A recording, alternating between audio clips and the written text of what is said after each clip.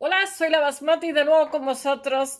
Hoy el título del canal es Restitución belga y la figura central es Leopoldo II. Saludos desde aquí a una amiga de Bélgica que todos los días me sigue y yo estoy muy orgullosa. Es un país maravilloso. Pero bueno, todos los países, como todas las personas, tienen alguna época en fin, que no es para estar muy orgulloso. Y esa fue la de Leopoldo II, que era una persona, era como diría yo, era muy delgadito, muy escuchimizado, débil de salud, pero una persona muy inteligente, pero un bárbaro también.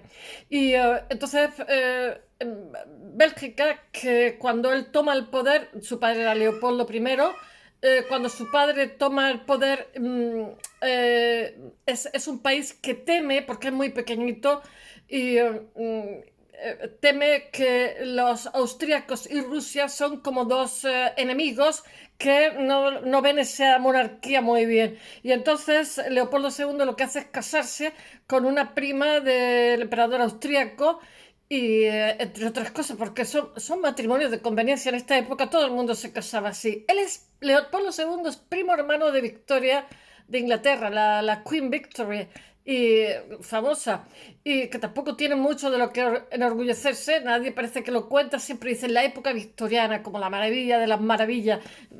La reina Victoria fue la que, en fin, el imperio lo engordó a base del opio. Bueno, pues nuestro Leopoldo II fue un bárbaro con el Congo. El Congo era de su propiedad, no de la corona belga, o sea, no de Bélgica, sino de su propiedad. Y como tal actuaba, como si tuviera un cortijo y esclavo. Y supuso el 50% de muerte del país. O sea, fue un genocidio en todo orden.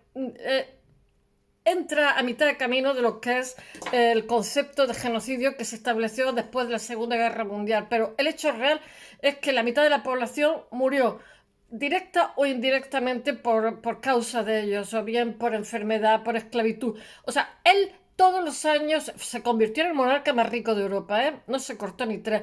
Él todos los años tenía que tener como una cosecha. O sea, los congoleños estaban obligados a su rey a pagarle una serie de cosas. No sé si era un colmillo de marfil, una serie de cosas. Y si no lo hacían, si no cumplían con eso, le cortaban una mano. Y si no, y si le habían cortado una mano, porque claro, tenían que trabajar, le dejaban una mano para trabajar, entonces se lo cortaban a su mujer. Y si no se lo cortaban a su mujer, se lo cortaban a su hijo. Y si no, a su bebé. No os podéis imaginar. Y bueno, esclavitud, muerte, condena. La mitad de la población se cargó la mitad de la población.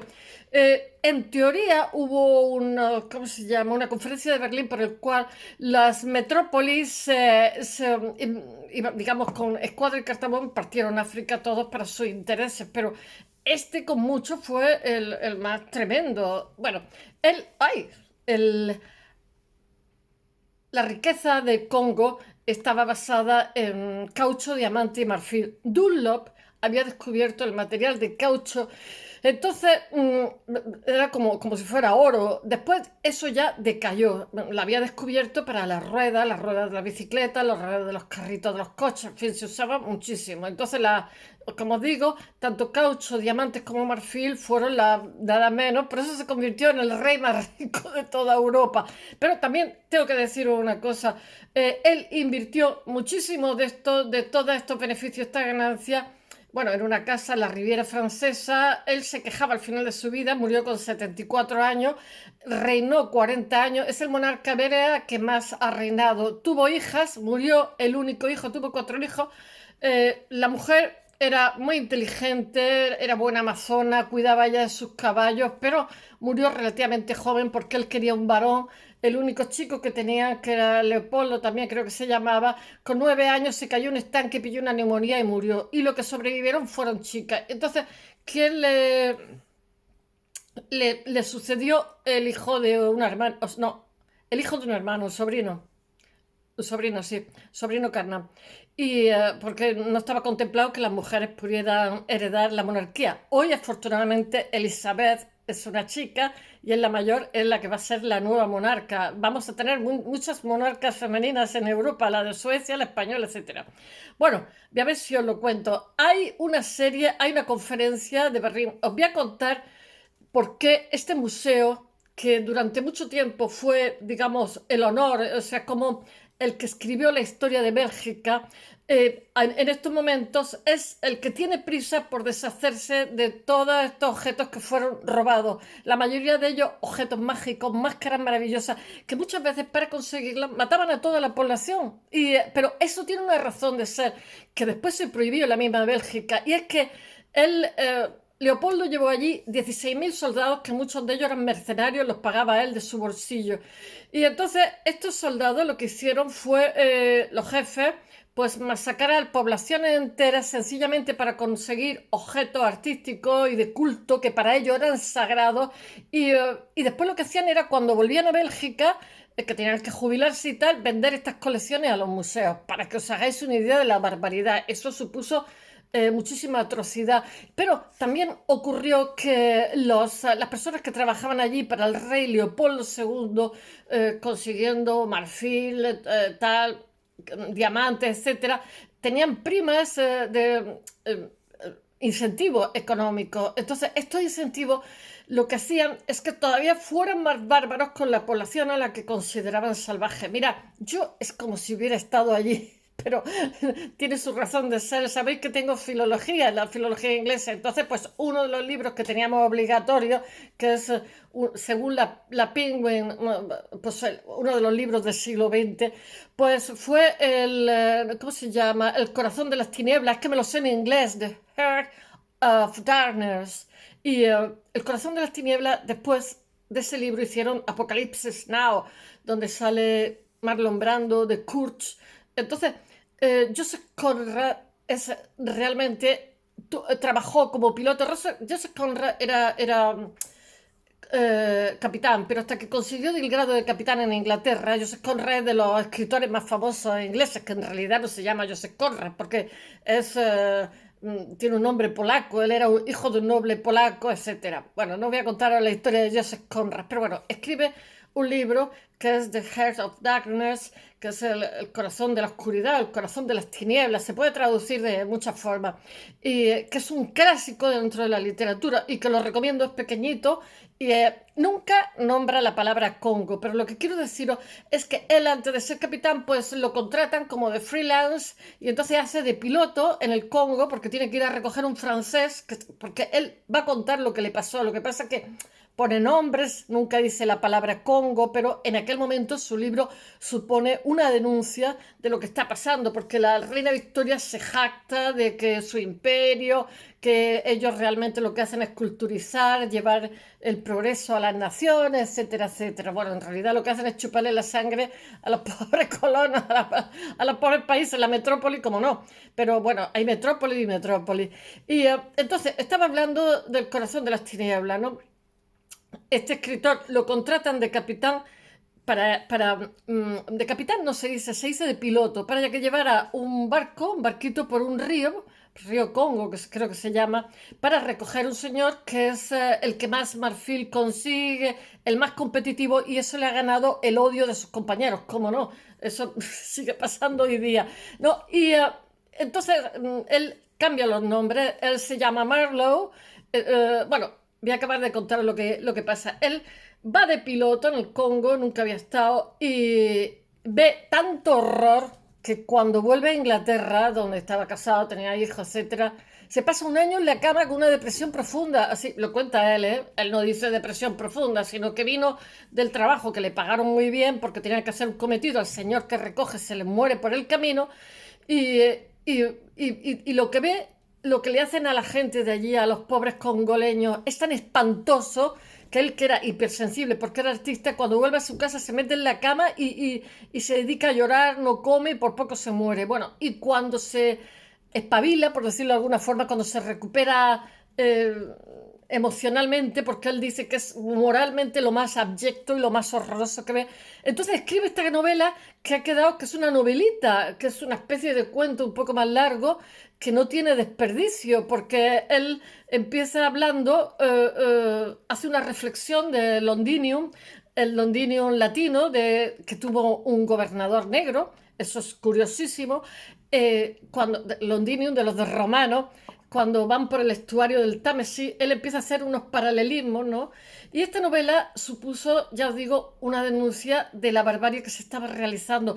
Es de deciros también una cosa, esta novela es como una bajada a los infiernos, inaugura una nueva forma de narrar, pero es que tiene muchísima influencia Freud, que ya había, que, digamos tiene una repercusión grande en lo que es la literatura y el arte en general, porque él está narrando el inconsciente, o sea, él está narrando, perdón, es consciente, lo espantoso, lo que en un viaje donde hay un plan, digamos, la racionalidad, conforme va subiendo el río, se va abandonando y se convierten en animales que simplemente sobreviven, y lo que, digamos, lo que les parece normal a los que están allí, a los blancos que están allí, pues el que está recién llegado de lo que es Europa está horrorizado de que les parezca normal, lo que ve es un espanto. Después hay un escritor que no me acuerdo cómo se llama, que es muy famoso, que es africano, que dice que él también era racista porque no, no. El mensaje de este libro es todo lo contrario, un mensaje de denuncia. Lo que pasa es que todo, la importancia del libro está en las periferias, no en el centro. O sea, yo digo que él es Marlowe, el protagonista, y lo que hace es como una visión caleidoscópica. Os recomiendo el libro, por favor. Os recomiendo el libro. Sí es preferible que se lea en inglés, porque las traducciones, traductores. Entonces, si vemos eso, vemos lo que está pasando en el Congo, que ahora mismo os voy a contar cómo soy, y la arte y literatura, pues indudablemente hablo de arte y literatura. Pero bueno, este artículo del País, a ver si os lo cuento. Ya os he contado un poquito el viaje. Os he dicho que hay una conferencia en Berlín en 1884. Os voy a contar el artículo del País. Lo que viene a contar es el director de este museo, que ha sido como el orgullo de Bélgica, mostrando cómo fueron civilizadores, cuando realmente todo parecido con la realidad es mera coincidencia. Entonces, también se da la historia de un general y las cosas que hace allí. Tiene, digamos, un subalterno que va haciendo un diario, y entonces como que lo tratan de vuelta a Bélgica porque consigue muchísimos beneficios económicos, etcétera, etcétera. La vuelta a Bélgica, le hacen una escultura, etcétera, en un jardín, lo tratan, lo condecoran y tal. Sin embargo, el diario que queda de la persona, el oficial que estaba a su cargo, pues a día de hoy lo miramos con horror. Bueno, hay una conferencia que es en Berlín de 1884 a 1985, 800, perdón, 884-1885, en la cual los países europeos se dividen con Escuadra y Cartabón, África. Y en la declaración, lo más curioso es que en la declaración que se hace, lo que dicen es que hacen esto para evitar la esclavitud. ¡Oh! Bueno, como os he dicho, Charles Marlowe describe su viaje desde Londres hasta el río Congo. Esta es la novela en la cual yo he estado allí, porque esa novela la he leído tantas veces, pero la he leído en inglés. Recomiendo las novelas en idioma original. Lo que pasa es que el que pueda, no, el de inglés no es difícil. Hablarlo sí, pero leerlo y escribirlo no tanto. Ellos van, en esta novela de Conrad, van en busca del jefe británico de la explotación de marfil, que en realidad era un francés, pero bueno, aquí lo pone, es que era inglés y cuyo apellido, él vive en Inglaterra, cuyo apellido es Kurz. Kurz en alemán significa corto. Él juega mucho con los apellidos de... Bueno, solamente deciros que otro de mis escritores favoritos, que de Wasteland, es que es un poema precioso, cuando se quedó viudo la mujer enloquece. Bueno, T.S. Eliot, que es un escritor norteamericano que emigra a Inglaterra y allí, digamos, desarrolla su carrera. Es un clásico también, como le pasa a Conrad. Incluyó una cita suya en el corazón de las tinieblas, en el comienzo de su obra de Hollow Man. Después, John Milius lo tomó de base para hacer el Apocalipsis Now, que hemos visto todos, que además están narrando como una bajada a los infiernos. Lo hizo Coppola, y me parece que en Filipinas, y le vino 40.000 huracanes que les destruyó la ¿cómo se llama? Los decorados que tenían, y bueno, el mismo rodaje fue caótico, pero yo no sé por qué siempre que pasan rodajes caóticos como... ¿cómo se llama? Bueno, de películas como La Reina de África, Casablanca, todos estos rodajes caóticos al final sacan unas películas maravillosas, porque primero las películas lo llevan todo machambrado y alicatado. Pero sin embargo, en estos rodajes donde se encuentran con muchísima adversidad, o bien porque los actores se pelean, porque tienen huracanes, por montones de motivos, tienen que improvisar muchísimo y tienen que hacer una entrega de estas películas, pero esa improvisación, digamos, es un factor añadido muy poético y acaban siendo buenas películas, cuando todo el mundo esperaba que fueran un churro porque le ha pasado de todo. Bueno, después, Apocalipsis Now, para quien no lo haya visto, por favor que lo vea. Marlon Brando está excepcional, ahí están todos maravilloso. Es del año 1979. En 1890, Joseph Conrad fue contratado con 32 años. Cuando volvió a casa, yo digo que una depresión, lloraba a tope, lo cuenta él, ¿eh? Fue contratado con 32 años como piloto de la compañía, estuvo también en las guerras carlistas españolas, de la compañía GB, para trabajar a bordo del barco de Rey de Svelg, me imagino que será Roi de Svelg, el rey de los belgas, por el río Congo. Pero él nunca nombra la palabra Congo, ¿eh? Todo tienes que suponerlo. Durante su travesía de 6 meses, Conrad se horrorizó por la brutalidad con que los europeos trataban a los africanos, el colonialismo. Y eso que Conrad no se dejaba impresionar, le había pasado de todo en su vida. El padre muere porque el padre era un independentista polaco, luchó contra los rusos lo encarcelaron, etcétera. El colonialismo belga es la historia de la depredación más salvaje que ha existido nunca de Bélgica. Y lo dicen los propios belgas, los propios historiadores belgas. ¿No? Nosotros hemos sido también colonizadores. Nadie, en Europa casi todos tenemos que callar con el tema de la colonización. Desde los alemanes, franceses, españoles, italianos, con Etiopía y no digamos los ingleses. Bueno, Bélgica documenta en estos momentos, documenta y prepara y además con muchísimo rigor, porque cuando quieren ser rigurosos son los más. Nuestra católica Bélgica está como, tiene unas generaciones maravillosas por suerte y lo que están es reescribiendo la historia. Y entonces 84.000 objetos van a devolver al Congo. Se supone que hay más, pero estos, digamos, tienen una historia de robo.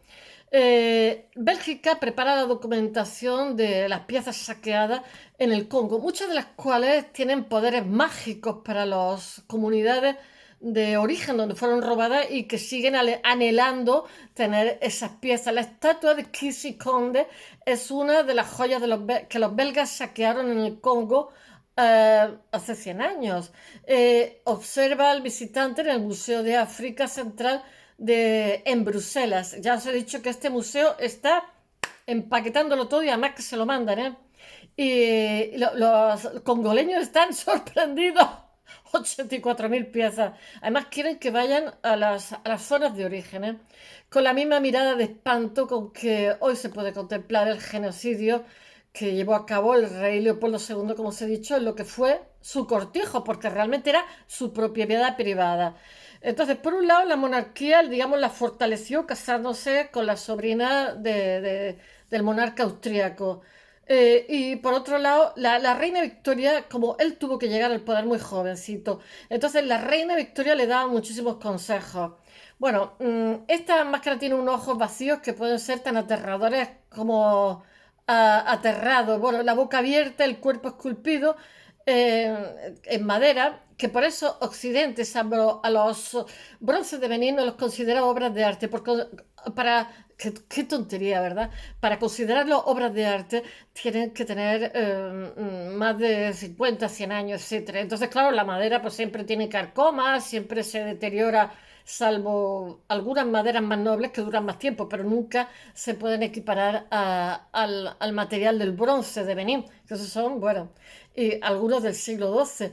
Bueno, y que pertenecía, esta máscara de la que os hablo pertenecía al jefe de la tribu, que era Nekuka, uno de los 9 reyes de la ciudad de Boma.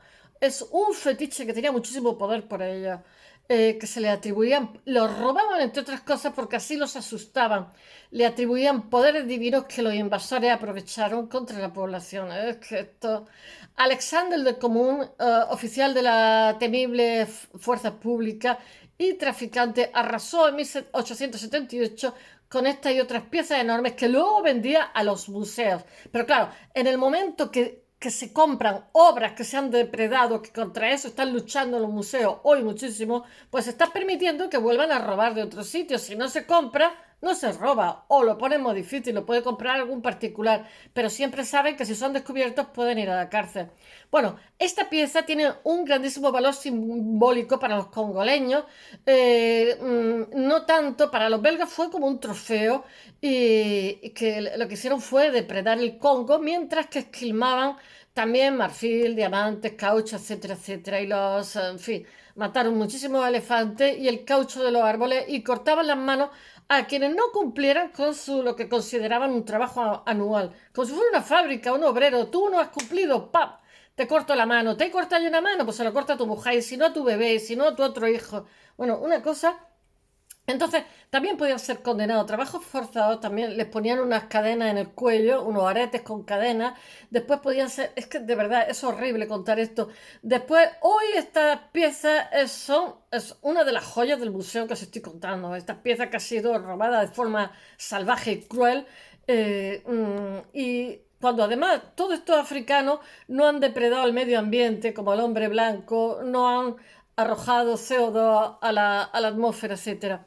Bueno, y todo esto se está documentando con la máxima exactitud posible, con vistas a su próxima devolución, con restitución a Kinshasa. Dice el director del museo, que se jubila este año, dice, la decisión ya está tomada y ahora estamos viendo cómo se implementa. Me parece estupendísimo la muerte.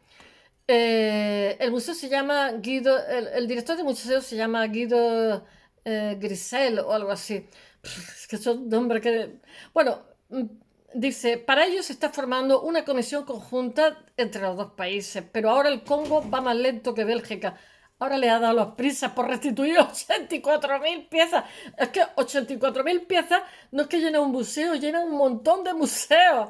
Pero si un museo, por muy grande que sea, tiene la bodega muchísimo, ¿no? Pero como mucho puede tener 500, 600 piezas fuera, entre otras cosas porque una persona que visita un museo no puede ver 84.000 piezas, es imposible.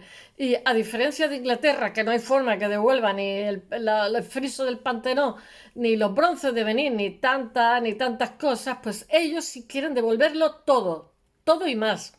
Dice, Giselle se jubila este año después de vivir en carne propia la transformación social, los debates sociales y el cambio de actitud sobre el colonialismo que tienen las nuevas generaciones. Eso es una maravilla, lo digo de verdad, es una maravilla que los jóvenes de hoy les estomaque esta barbarie, por suerte. Bueno, que se está produciendo en Bélgica, especialmente tras el Black Lives Matter. Hace 20 años se hizo cargo un museo.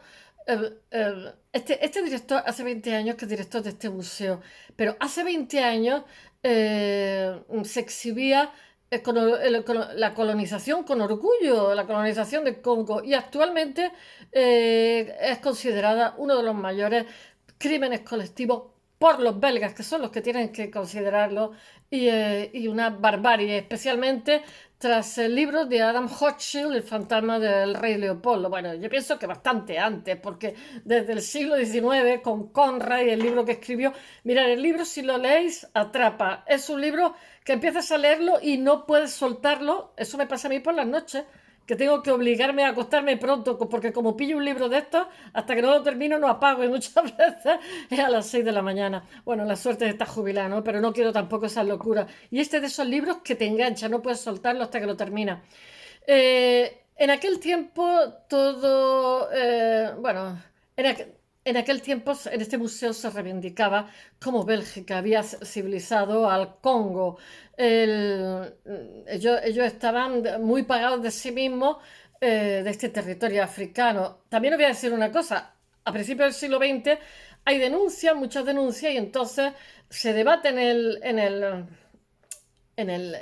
legislativo, y entonces el propio rey no quiere que esto se divida entre sus herederos, se parta. Eso le obsesionaba mucho, ¿eh? Él, antes de morir, con el tiempo, va dejando las cosas cerradas, porque el Valonia tiene un grandísimo desarrollo en esta época, grandísimo desarrollo económico. Entonces él aprovecha con mucho tino, era muy inteligente y muy, muy bárbaro también, aprovecha urbanizar bien, crea muchísimos monumentos, muchísimos museos, muchísimos, en fin, le da una vuelta a lo que es un país tan pequeño que ya de por sí tenía una herencia artística es simplemente excepcional. Y entonces lo que hace, como si dijéramos, es modernizarlo, ponerlo acorde a los tiempos y muy por encima de ellos. Convierte a Bélgica en una potencia. Y muchas de las cosas que construye lo hace con este dinero, porque era riquísimo con este dinero que saca de los... pero bueno, ¿a qué precio lo saca ese patrimonio, no? Lo financia él de su dinero, pero cuando está más mayor, él es muy contestado y entonces él se enfada un poco con los belgas porque él considera que ha hecho muchísimo por el país, ha hecho muchísimo. Y pasa los últimos años de su vida, los pasa en la Riviera Francesa, tiene muchísimas amantes, y eso que es un hombre de 70 y tantos años, con una de ellas, Caroline Ducroix. Tiene dos hijos tenía 16 años la chica y él era un anciano. Tiene dos hijos que nunca reconoce, aunque sí les da títulos nobiliarios. Y después ella se va a casar con otro señor que adoptará a los dos niños y les pondrá su apellido. Bueno, pero él va a ser muy criticado porque los belgas también mandan comisiones y se enteran de lo que están haciendo allí. Entonces, a partir de entonces, la explotación del Congo no mejora mucho aquí para nosotros. No les cortan las manos, pero lo siguen explotando. Pero ya al rey belga se le recrimina mucho en su propia casa. Y él dice, bueno, pues a freír bonas, ¿de dónde creéis que han salido las carreteras?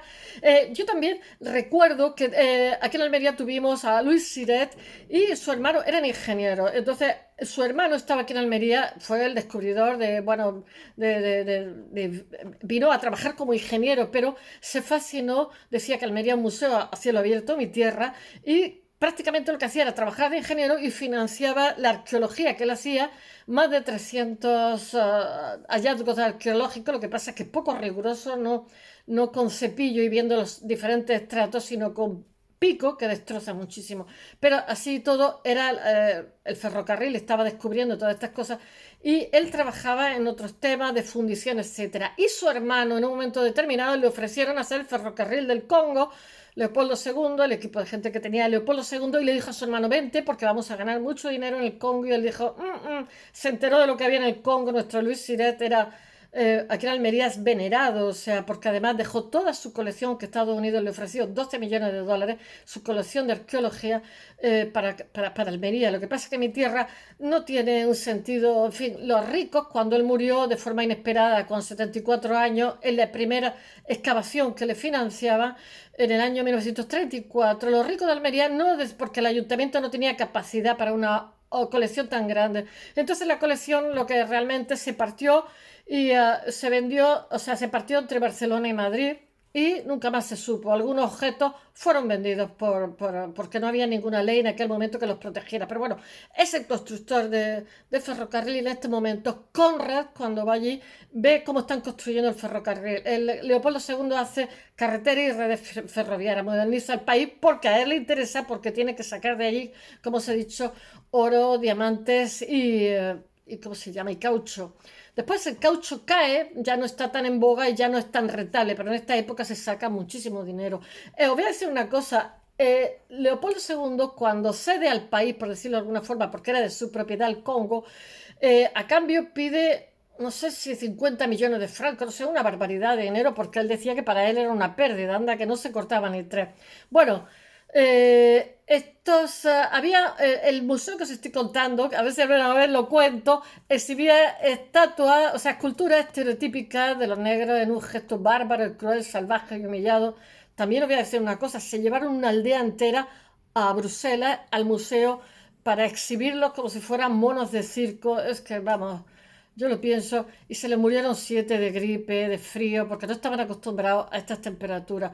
Pero los belgas, respetuosos, hoy día lo tienen como en una, digamos, en una lista, en un monumento, su nombre está en un monumento de héroes, porque consideran que fue feo lo que se hizo. Bueno, el jefe de personal de aquel genocidio, bueno, tras mantenerlo cerrado durante 5 años, el museo reabrió en 2008 y cambiaron totalmente lo que es la narración, el relato del museo, con una nueva lectura de la historia de lo que ha sido los belgas en Leopoldo II, más bien, porque era de su propiedad. Y entonces lo que están haciendo con el museo en estos momentos, aunque en 2008 hubo una reestructuración en las cartelas, en la identidad belga, etcétera, etcétera. De hecho, han ido los reyes belgas, Matilde y su marido, han ido allí en fin, no han pedido perdón, ¿eh? Pero han ido allí con los objetos, etcétera, y esperan que todo esto se acelere. Y entonces lo que ahora mismo, este museo se está adaptando a un presente mucho más crítico con lo ocurrido. Dice el director del museo, hoy el gobierno belga y el Congo trabajan juntos para proceder a la restitución después de que Bélgica declarara enajenables 84.000 piezas. Para hacer ese inventario, madre mía. Tras un trabajo ímprobo, probablemente el mayor esfuerzo de documentación realizado en un museo en este tipo, dice, hemos hecho muchísimas investigaciones. En ocasiones hemos encontrado muchos datos sobre los orígenes de las piezas en los archivos y hemos enviado a científicos al Congo para investigar durante 2 o 3 meses a solamente 2 o 3 piezas. Dice, pero conseguidas por saqueo. Lo más probable es que todo lo que vino con ella también lo fuera. Para muchos objetos nunca se sabrá. ¿Quién sabe? Esto lo dice el director del museo. ¿Quién sabe si un regalo un misionero era a cambio de nada o de una respuesta como, por ejemplo, me aseguraré de que tus hijos entren en el colegio? Nada de eso está registrado y nunca sabremos las condiciones exactas de la adquisición de muchos objetos. Por ello, una vez investigado el origen ilegal de las piezas, fuera por saqueo, el uso de violencia o la entrega en condiciones de desigualdad, automáticamente se concede la propiedad al Congo. Muy bien, o sea, cuando hay un origen que no está claro, al Congo. Bueno, de común, dice de la estatua que robó tras el ataque a 8 de los 9 reyes de Boma, porque todo esto lo vendían en museos, que la población consideraba un dios, dice el traficante este. Yo conocía este fetiche desde hacía muchísimo. También la reputación tan grande que tenía en 20 o 30 lenguas a la redonda. Yo mismo la experimenté en circunstancias que merecen ser contadas y que muestran la fe de los indígenas en sus dioses. ¿Y qué tenía eso de reprobable? Una vez en sus manos lo utilizó como una especie de casa de brujas para atemorizar a los pobres congoleños, a esa etnia, a los nativos, para que denunciaran a sus compatriotas, para socavar el mando de los jefes tribales, desprovistos así del poder de su fetiche. Es que era como cortarles la cabeza, ¿no? Dice el director del museo, dice, esa escultura es símbolo internacional de la necesidad de restitución. Pertenecía a un jefe de una comunidad del Congo y un belga quemó un pueblo para quedarse con ella y con todos los símbolos de su poder. Tiene que devolverse. Bueno, no podían haber pensado antes, ¿no? Este director confía en llegar pronto a un acuerdo como el que trasladar 84.000 piezas es carísimo, no os creáis, ¿eh? Porque se tienen que trasladar en cajas especiales, le hacen una armación para que el traslado no suponga, como diría yo, erosión, agresión, etcétera. Y entonces esa inversión es una inversión fuerte. Ellos quieren, como ha hecho Alemania con que devolvieron a Nigeria, yo lo estuve contando, 1.000 piezas que pertenecieron al antiguo reino de Benín, de las que hoy 40 se ponen de préstamo en los museos alemanes. Dice, le que se robó tiene que volver, dice el director del museo, siempre que el Congo lo quiera. Creo que llegaremos a un acuerdo. Me imagino que querrán que paguen algunos gastos. Bueno, la máscara de Luba es otra de las joyas cuyo origen del museo ha catalogado con la restitución. Esta es la que os he contado. Está labrada en madera, tiene como 2 cuernos ¿cómo se llama? De búfalo, que ellos consideran que es el animal más poderoso de África. Y para los nativos concede poderes al dueño. Se considera que tiene un valor incalculable. Dice el director, algunos jefes tribales resistieron a los belgas y eso les robaron los objetos para quitarle el poder. Es que tiene mandanga el asunto. Y fue el caso de esta pieza que saqueada en 1896 en Lulu, en la provincia de Katanga, por las tropas del comandante Oscar Michaud. Se escribe Michaud, me imagino que será Michaud, considerado un héroe en su tiempo. Un héroe que lo que hizo fue robar todas estas piezas y luego vendérselas al museo. Esto está documentado por el suboficial, como os he contado, de primera mano, Albert Lapierre, que le acompañaba y lo que hizo fue un diario donde deja constancia de todas las barbaridades que realizan. Ahí, este es como si le hubiera hecho un retrato con la Polaroid de todas las tropelías que entonces fueron aplaudidas. Gracias a ello se ha podido reconstruir la historia de este señor. Muchos belgas han cogido y no le han arrojado pintura roja a la escultura esta y la han dejado, no la han limpiado, ¿eh? Me parece bonito.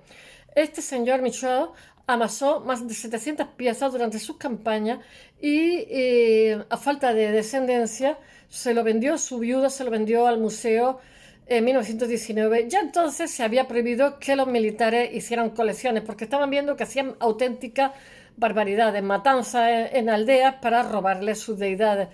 Pero los abusos ya se habían cometido. Aquellos fueron tiempos, por ejemplo, en los que los belgas trasladaron una aldea entera para exhibirla en Bélgica como un zoo humano.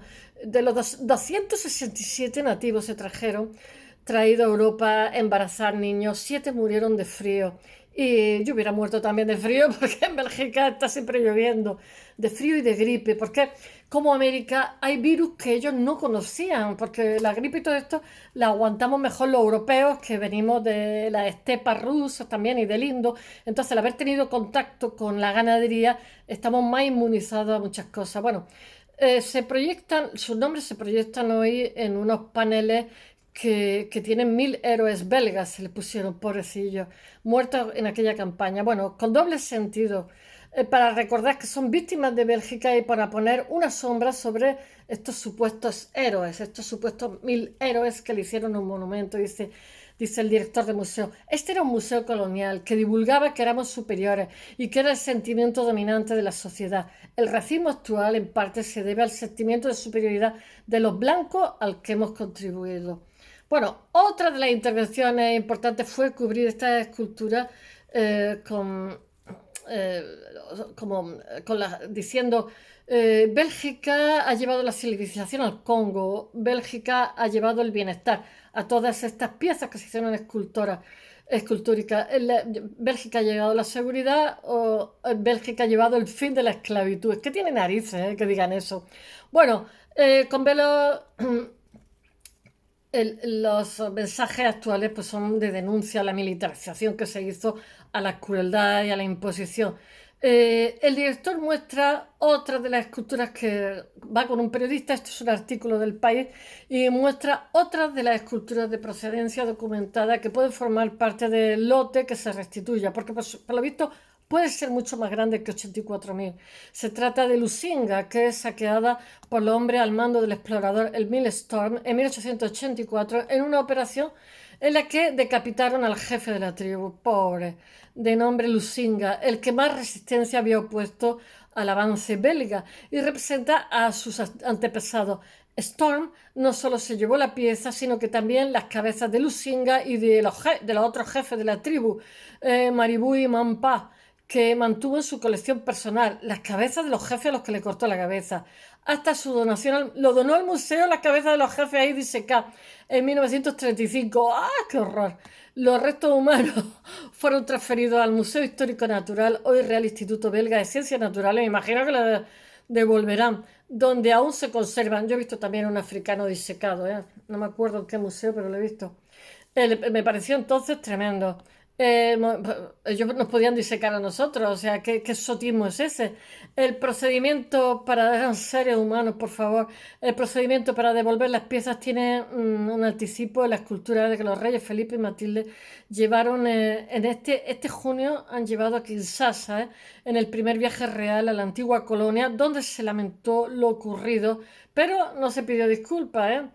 Hasta allí se llevó una máscara de la etnia Suku y su comunidad de origen devolvió simbólicamente los poderes mágicos a la pieza, pobrecillo. Muchas otras cosas jamás podrán restituir, entre ellas cómo le pisaron moralmente.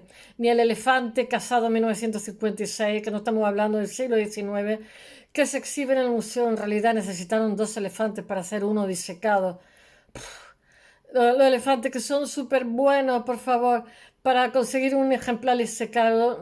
Bueno, ni toda la población de estos gigantescos animales que pusieron en peligro porque ellos les tenían que venderle marfil, que en aquel momento, entonces casi que esquilmaron también las poblaciones de elefantes de Congo, porque como reza un cartel que hay al inicio del recorrido del museo, todo el pasado, todo pasa salvo el pasado. Bueno, espero que os haya gustado y hasta mañana que os hablaré de un artista. Bye.